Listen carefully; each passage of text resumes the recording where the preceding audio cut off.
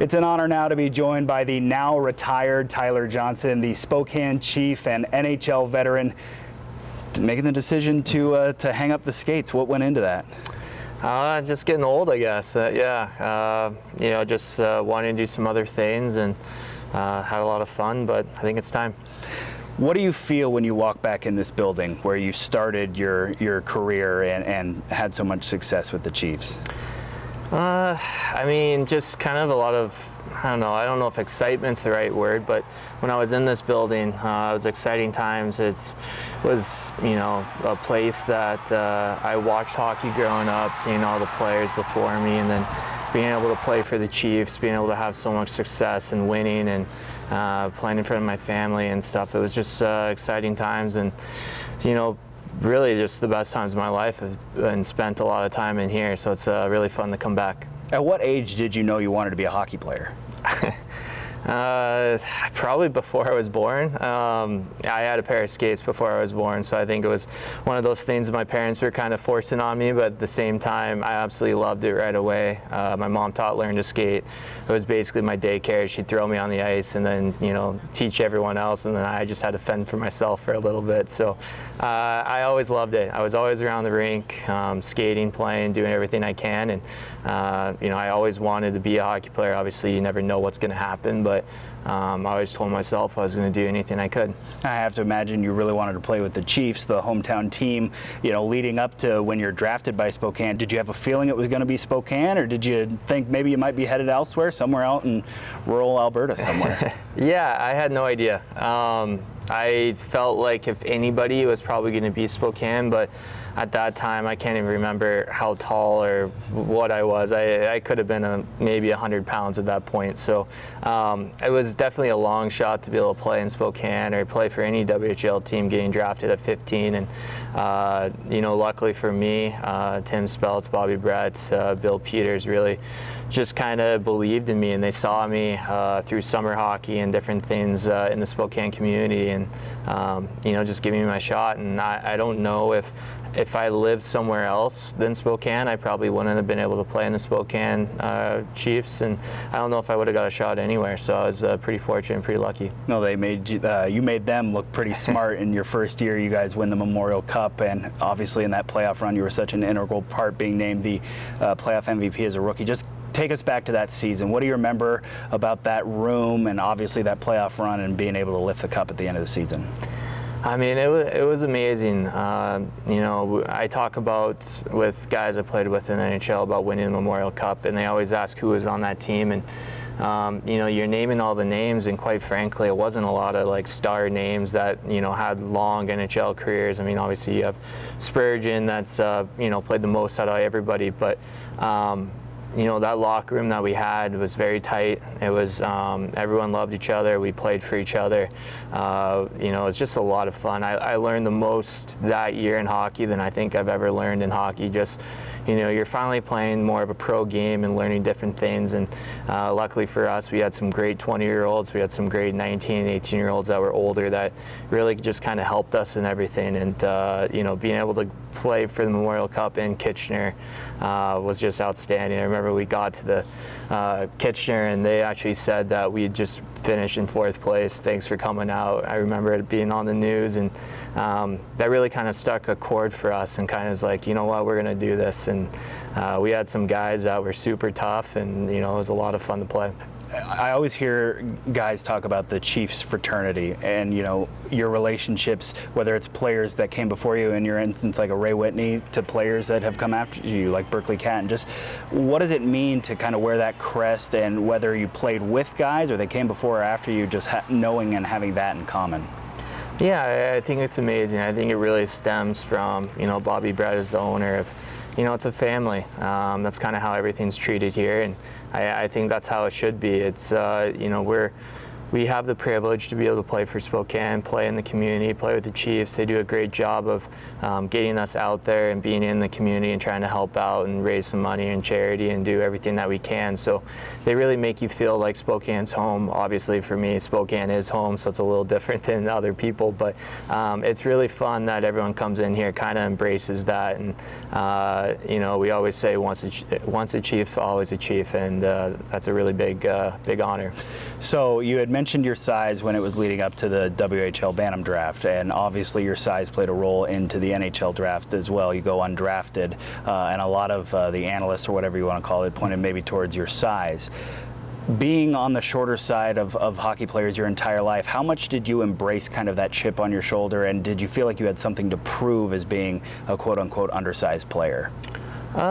Yeah, I mean, I never wanted to get told that I couldn't play because of my size, but I think what really benefited me was when I was younger, I was always playing 2 or 3 years up, so I was going to be small no matter what. I mean, that's just kind of how, you know, it works. But I think for me, having my dad as a coach, he taught me a lot about, you know, kind of being aggressive, and he'd always say, hit them before they hit you. So I just kind of always had that motto, and you know, I just never really let it get to me. I just wanted to play the game, do everything I can, and I truly believe that if you're good enough, people are going to find you, and all you need is one person to believe in you, and then it can open up all the doors. So I just kept on trying to work hard, and luckily for me, everything worked out. Yeah, Tampa Bay obviously saw something in you as they signed you, and in your first season in the AHL, you guys win the Calder Cup. So now you have a run where you've won the Memorial Cup, you've won a gold medal at World Juniors, and you've now won a Calder Cup in a 3 or 4 year window. How much did being around that many winning teams made up of different guys early in your career kind of help set a solid foundation for you? Oh, I think winning is the most important thing in, well, hockey, maybe even team sports. I think if you're constantly on losing teams, even if you're the best player, I don't think you're really getting much out of it. So I was luckily enough to play with some really good players, some really good teams, being able to go really far, and you learn a lot from it. So, you know, I really think that was the biggest beneficial thing for me, was being able to do that, just because it does build that base of what you need to do as a professional, what you need to do as a player, and what you need to do as a teammate. That's the biggest thing. So let's go now forward to March 2013. You get called up to the big league club. Take us to the night of your debut. What do you remember about it, and just what were the feelings? Yeah, the night before, I was actually in Syracuse, New York, and I was watching a movie. We're in a movie theater, and I got a call from my agent, or not from my agent, from Steve Yzerman, and I definitely had to get out of that movie theater right away. I can't remember what movie it was. I probably only watched 10 minutes of it. Got back to the house, packed my bag. I had about half an hour until I had to leave, so it was a quick turnaround, and then got down to Tampa. Besides, you know, rookie camp and everything, never really been down there to know anything. Got down there, was able to play against the Islanders that night. We had, I think, 6 guys called up at that time, so it was kind of a familiar thing for me. Tampa was obviously in a kind of a changing of the reins a little bit, and it was fun to be a part of that. We ended up losing that game 2-0, but came back, I think, 2 nights later, and played against Carolina, and we won that, and ended up having a pretty good game there. So from that moment forward, you go on to play 9 years with the Lightning, obviously the back-to-back Stanley Cups. Looking back now, what does that franchise and that area, that city mean to you? Yeah, I mean, Spokane's always home to me, but Tampa would be my second home. It's an amazing spot. I love being there. The fans are unbelievable. The owner, Jeff Vinnick, was incredible. You know, I had John Cooper as my coach the entire time, which is kind of a special thing. The players there are family. So, you know, we talk about once a Chief, always a Chief, but I mean, it's the same there in Tampa. So I'm very, very fortunate to be a part of those 2 organizations. And, you know, Tampa's going to be a spot that I'm always going to go back to. Met my wife there. She loves being there too, so who knows, maybe we move there one year, but we absolutely love it. And so going from your time in Tampa when you started, you're obviously a rookie. You go on, and towards your end of the time there in Tampa, you're a veteran. Obviously, when you're playing in Chicago and Boston, you are looked at as a veteran in the room. What was that experience like for you? As you know, you probably feel like you're still young, but all of a sudden these guys are looking up at you as, hey, you've played 750 NHL games. How do we do this? Yeah, it's definitely different. You know, in Tampa, I think kind of came full circle like you talked about. I remember being one of the younger guys, and I remember a guy on our team had a 30th birthday party, and I remember sitting there with a couple of my buddies that were the same age as I, and I was like, geez, if we played when we're 30, we did pretty good. So I was able to make it past that, so I think we did pretty good. But it was fun being a veteran and being able to help some guys, and because you just remember being in that, just the wide-eyed experience of being in the NHL, and there's so many different things that you have to kind of experience and go through, and it seems like every year you kept on learning, so it was a lot of fun.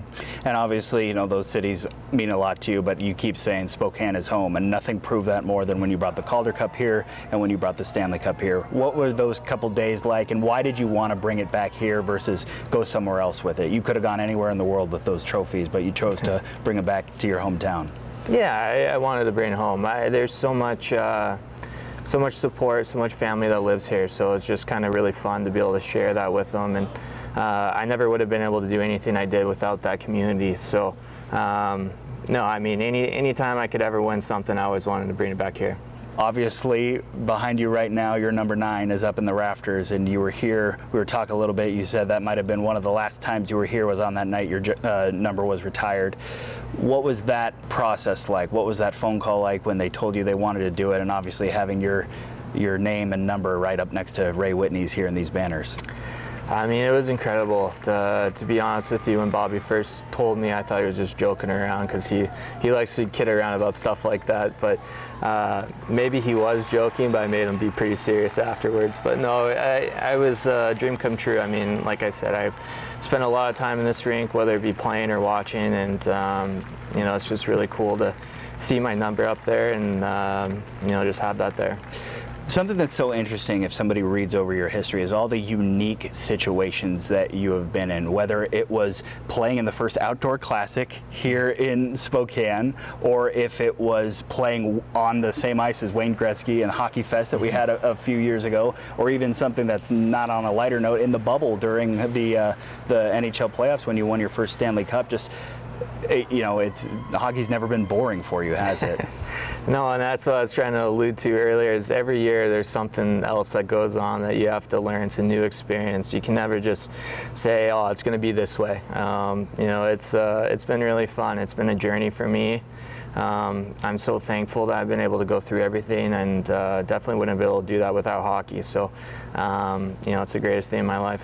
Big question. What's next? I don't know yet. Trying to figure that out. I think I'll relax a little bit, but for the time being, I think my number one thing is I kind of want to give back a little bit. Working with some charities, trying to help out, whether it be the local community or just a national scale for hockey. Obviously, hockey is a very expensive sport. My parents struggled really hard when I was younger, so if I can do anything to help out with that, I kind of want to do that right now. And then as far as, maybe another career or whatever, just kind of letting that happen and see what happens. I'm not really sure. Could you ever see yourself coaching? I don't know. I think I love it. I think it would be great, but for the time being, I don't know if I want to do that much travel, to be honest with you. I want to be with a wife, try to start a family here for a little bit, and try to relax and try to, really be home for a bit. And enough plane rides and bus rides for you in your career. There's been a few, yeah, a lot of hotel nights and everything else that, I kind of want to relax a little bit. No one can blame you for that. Tyler, thank you so much. Congratulations on an outstanding hockey career, and best of luck in what comes in your next chapter. Thank you.